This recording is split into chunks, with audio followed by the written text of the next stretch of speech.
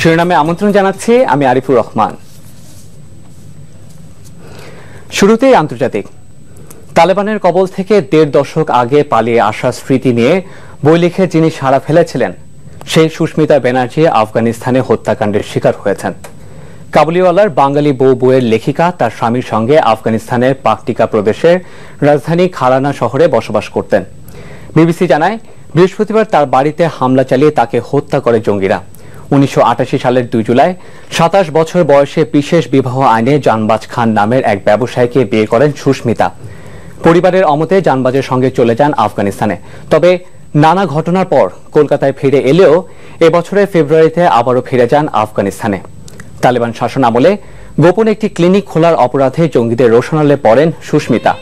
১৯৯৭ সালে নিজের জীবনের নানা অভিজ্ঞতার অধ্যায় নিয়ে লেখেন কাবুলিওয়ালার বাঙালি বউ। এস্কেপ ফ্রম তালেবান তার এই উপন্যাস অবলম্বনে তৈরি ব্যাপক জনপ্রিয় একটি ছবি। এবারে টাউন হল মিটিং এর মাধ্যমে সিরিয়ায় মার্কিন সামরিক হস্তক্ষেপের বিষয়ে জনসাধারণের মতামত চাইলেন রিপাবলিকান সিনেটর জন ম্যাককেইন। বৃহস্পতিবার অ্যারিজোনার ২টি পৃথক স্থানে টাউন হল মিটিং এ তিনি নির্বাচিত জনপ্রতিনিধিদের কাছে জানতে চান তারা প্রেসিডেন্ট বারাক ওবামার সিরিয়া আক্রমণের পরিকল্পনা কতটা সমর্থন করেন। মিটিং চলাকালীন অংশগ্রহণকারীদের অনেকেই উচ্চস্বরে সিরিয়ায় হামলার বিরুদ্ধে নিজেদের মত প্রকাশ করেন। অনেকে যুদ্ধবিরোধী পোস্টার ও প্ল্যাকার্ডও বহন করেন টাউন হলের ভেতরে। অংশগ্রহণকারীদের মাঝে বেশ কয়েকজন সিরিয়ার বংশোদ্ভূত আমেরিকানও ছিল। এদিকে রাশিয়া অনুষ্ঠিত G20 সম্মেলনের প্রথম দিনের অধিবেশনে সিরিয়া বিষয়ে নেতৃবৃন্দের বিভক্তি নিয়ে শেষ হয়েছে। এবার দেশের খবর। টাঙ্গাইলে ধলেশ্বরী নদীর উপর সেতু নির্মাণের দাবি ছিল দীর্ঘদিনের, পূর্ণ হয়েছে তা। তবে উদ্বোধন না হওয়ায় এর সুফল পাচ্ছে না মানুষ। অন্যদিকে ঠাকুরগাঁওয়ের কুলিক নদী ও সুনামগঞ্জের সুরমা নদীর উপর দীর্ঘদিনেও শেষ হয়নি সেতু নির্মাণের কাজ।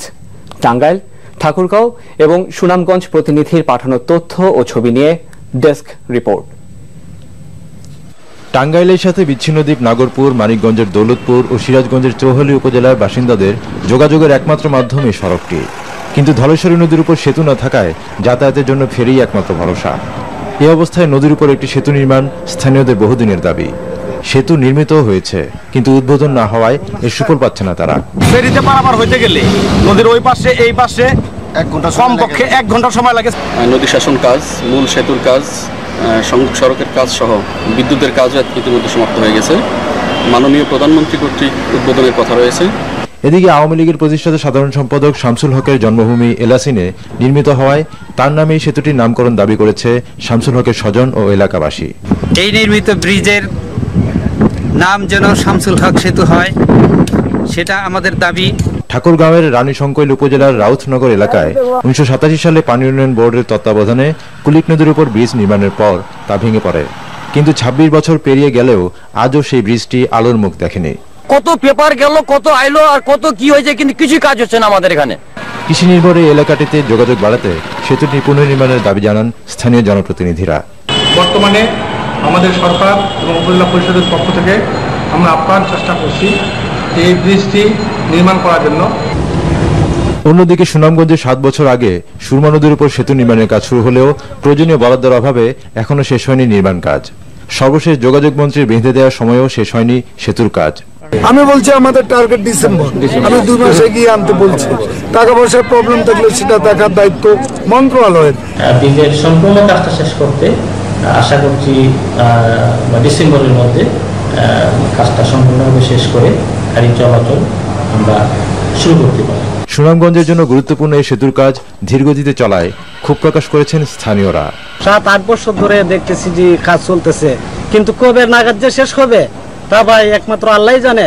দুঃখের বিষয় হচ্ছে যে সড়ক বিভাগ এই সেতুটির কাজ যেভাবে এগিয়ে নিয়ে যাওয়ার কথা সেভাবে নেয়নি।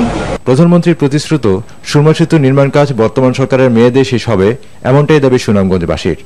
আহমেদ শরীফ, এনটিভি নিউজ ডেস্ক। খেলার খবর। টেনিস।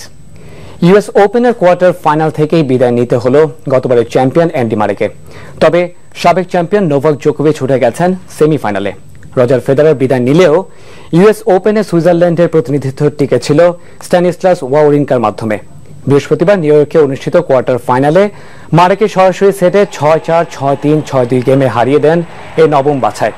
সেমিফাইনালে ওয়াওরিঙ্কা খেলবেন, যার সঙ্গে সেই জোকোভিচ কোয়ার্টারে হারিয়েছেন রাশিয়ার ইউজনিকে।